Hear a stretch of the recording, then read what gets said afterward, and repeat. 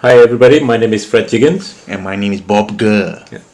Today we'll be cooking the $2 curry butter chicken by Joshua Weissman.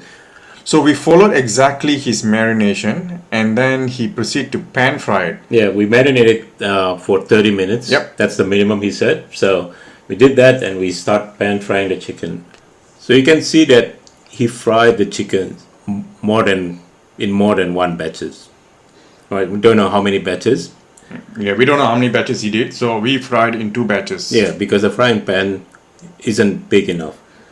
Well, the problem with frying this chicken in batches in that frying pan is that all the leftover yogurt and the marination will get fried for as long as how many batches you're frying in.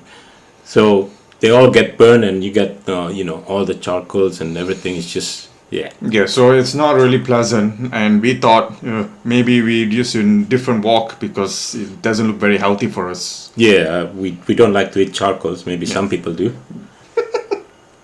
So he proceeded with frying the ginger, garlic, and all that usual stuff. Yep. But his option is not to blend, or if you want to blend it, so we follow not blending it. Yeah, he said it's optional to blend all those onions and tomato paste. So we take the easier path, and we didn't blend the sauce. So now Joshua proceed with putting all the lovely ingredient of masala, which is turmeric powder, garam masala, chili powder.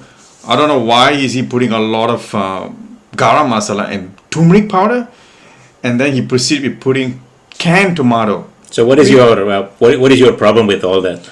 It's just going to cause a lot of bitterness. You reckon it's going to make it too bitter? Yeah, it's a butter chicken, not bitter chicken. All right, we'll see what happens then. Yeah. Yeah, and also FYI, we had our timer on the side. We time everything according to his instruction. How many minutes we let the sauce simmer? How many minutes we keep the chicken inside, and so on and so forth. So this is exactly how he would cook it.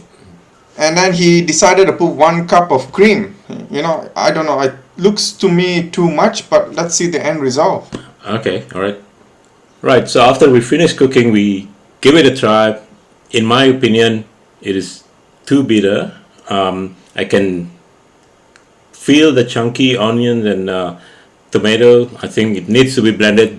Blending the sauce shouldn't be optional. For me, it's 4 out of 10. My partner think the same when I gave it to her. What about you?